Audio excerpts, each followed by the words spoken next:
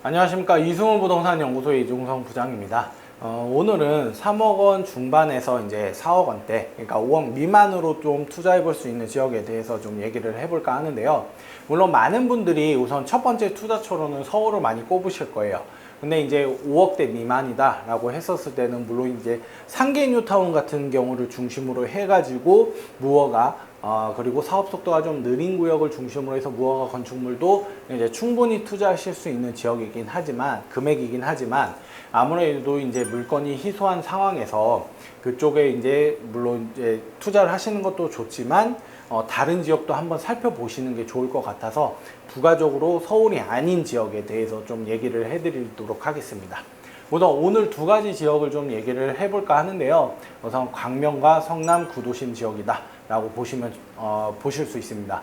우선 광명 같은 경우는 물론 이제 성남도 서울과의 접근성이 워낙 좋은 지역이지만 거의 도보권으로 이용할 수 있는 경기도라고 하기도 좀 그럴 정도로 워낙 서울이 접근성이 좋은 지역이 광명인데요. 광명을 좀 나눠서 얘기를 좀 드리자고 하면 우선 오늘은 주제가 이제 5억 미만대로 좀 투자해 볼 수 있는 지역을 얘기 드리는 거기 때문에 그쪽을 중심으로 좀 얘기를 드리겠습니다.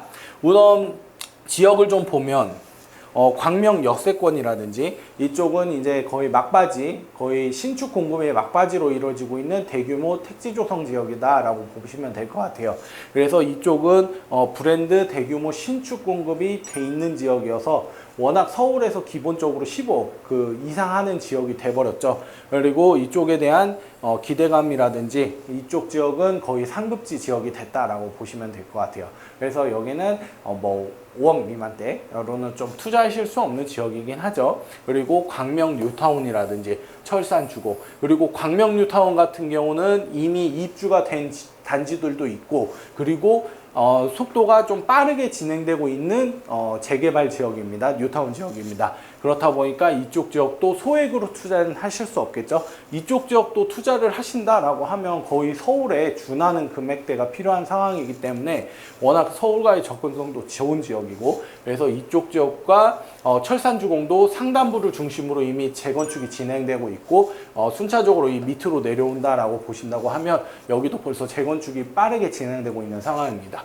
그래서 이쪽 라인은 물론 이제 광명에서 상급지 지역이다라고 할 수 있겠지만 투자 금액은 좀 다소 서울과 준하는 정도의 수준은 필요한 지역이다라고 보시면 될 것 같아요. 근데 이 세 가지 공통적인 부분이 바로 대규모 신축 공급이다라고 보실 수가 있거든요. 그 대규모 신축 공급을 좀 기대해 볼 수 있는 지역이 바로 철산주공 그 밑에 있는 하안주공 라인이다라고 보시면 될 것 같아요. 이 하안주공 같은 경우는 철산주공과 함께 가산 디지털 단지를 도보로 이제 이용할 수 있는 지역이고, 이 철산주공과 이제 시기적으로 놓고 보면 약 한 4년 정도의 격차, 5년 내에 왔다 갔다 하는 정도의 차이가 있다라고 보시면 될 것 같아요. 그래서 여기가 완성이 되고 어느 정도의 시간 후에 이 하안주공도 이제 추진을 하는 거거든요. 근데 지금 이쪽 지역 같은 경우는 지금 4억대로 충분히 투자를 하실 수 있는 상황입니다. 이쪽 지역도 15평이라든지 17평, 그리고 좀 작은 평형대들도 많이 있는 지역이기 때문에, 그리고 이쪽 지역으로 소액으로 이제 투자를 좀 하신다라고 하시면 하안주공을 좀 보시면 될 것 같아요.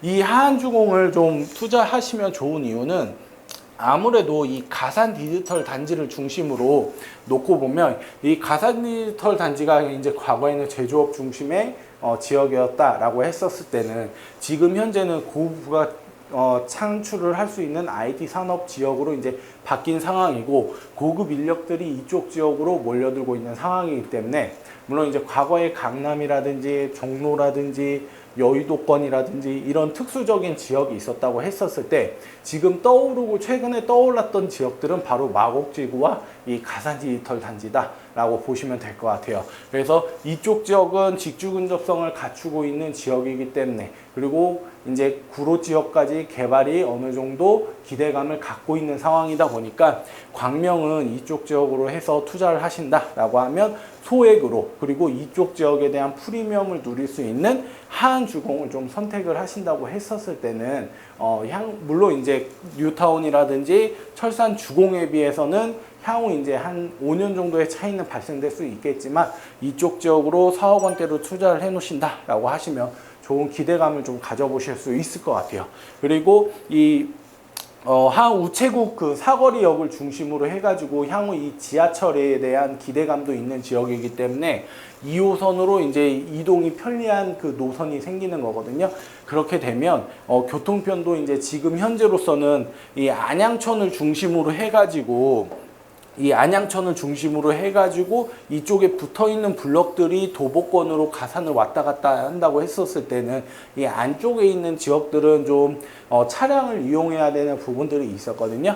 근데 이제 이쪽 라인으로 해서 지하철이 들어왔었을 때는 바로 이제 지하철을 타고 바로 가산 디지털 단지라든지 2호선을 이용할 수 있는 부분이기 때문에 교통편도 향후 이제 증가되는 부분이 있거든요. 그래서 이쪽에 대한 기대감은 충분히 가져보실 수 있는 지역이다라고 보시면 될 것 같아요. 그리고 다른 한 곳을 더 얘기를 드리자고 하면 이 성남 구도심 지역을 좀 살펴보시면 좋을 것 같아요. 이 성남 구도심 지역은 이제 이쪽에 대한 재개발 이슈들이 상당히 많이 있는 지역입니다. 현재 진행되고 있는 지역들만 하더라도 뭐 10곳이 넘는 지역이죠. 물론 이제 완성이 된 산성 포레스티아도 있지만, 그래서 이쪽은 대규모의 탈바꿈이 이미 진행되고 있고 향후 30년을 목표로 해가지고 완성까지도 어느 정도 플랜을 짜고 있는 지역이거든요. 근데 이쪽 지역은 투자 금액 격차가 조금씩 크다라고 보시면 될 것 같아요. 아무래도 이 8호선을 라인으로 해가지고 투자 금액이 좀 높은 상황이고요.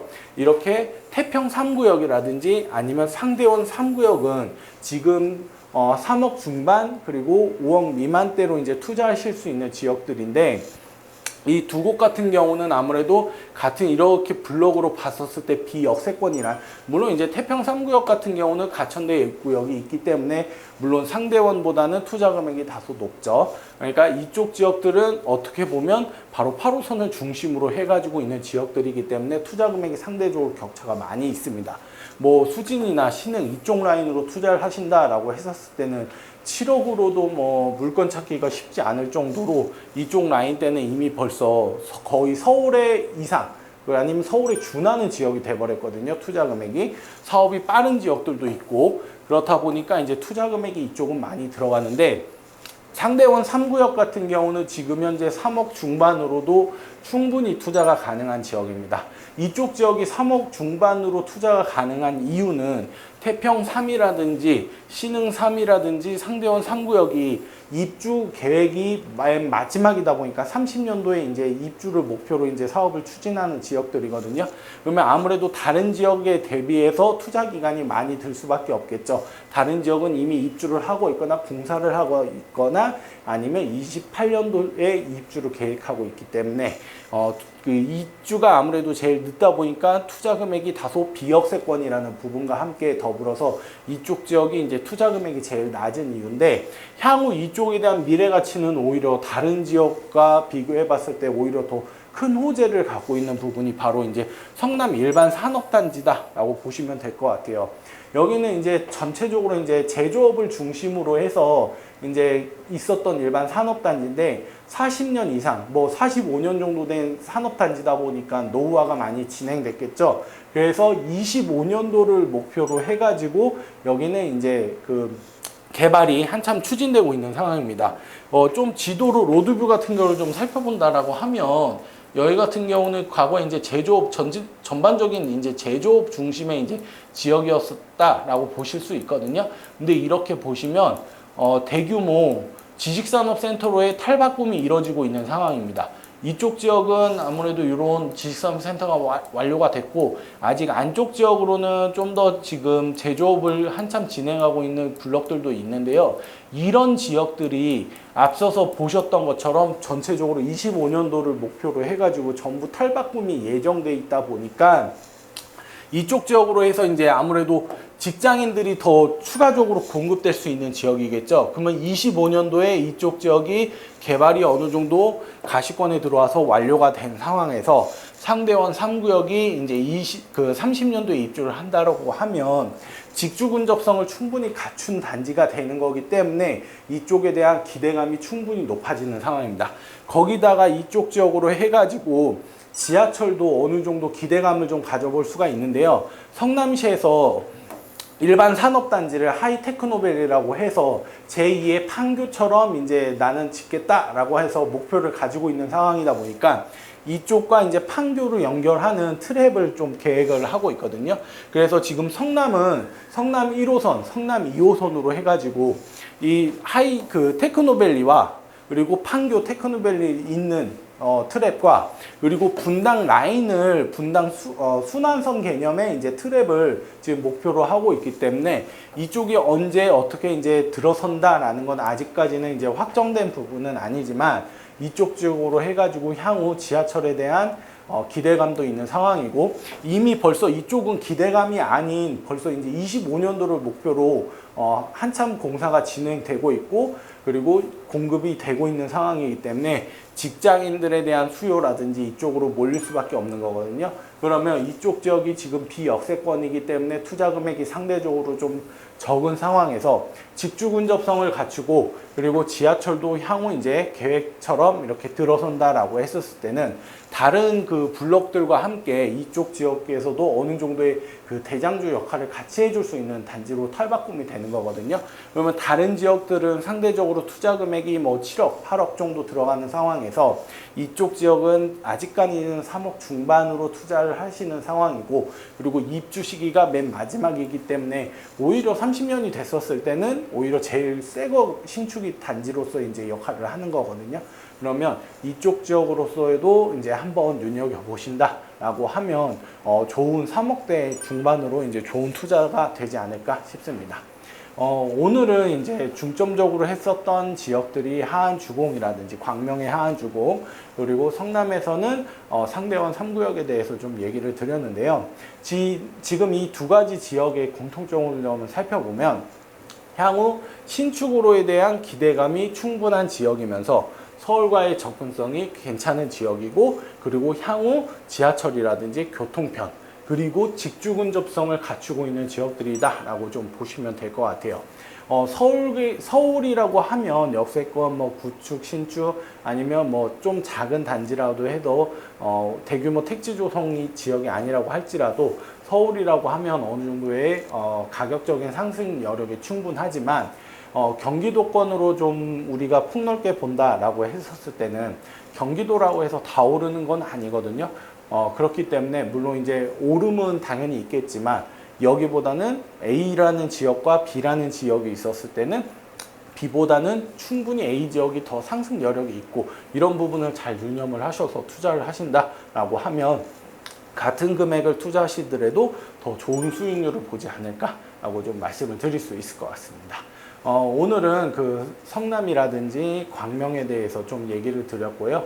5억 미만으로 이제 내가 투자를 하고 싶다라고 하시면 이 두 곳을 좀 유념을 해서 보시면 좋을 것 같습니다. 오늘 준비한 내용은 여기까지고요. 부동산과 관련된 문의 있으시면 전화 주시면 답변해 드릴 수 있도록 하겠습니다. 그리고 구독과 좋아요, 알림 설정까지 부탁드리도록 하겠습니다. 감사합니다.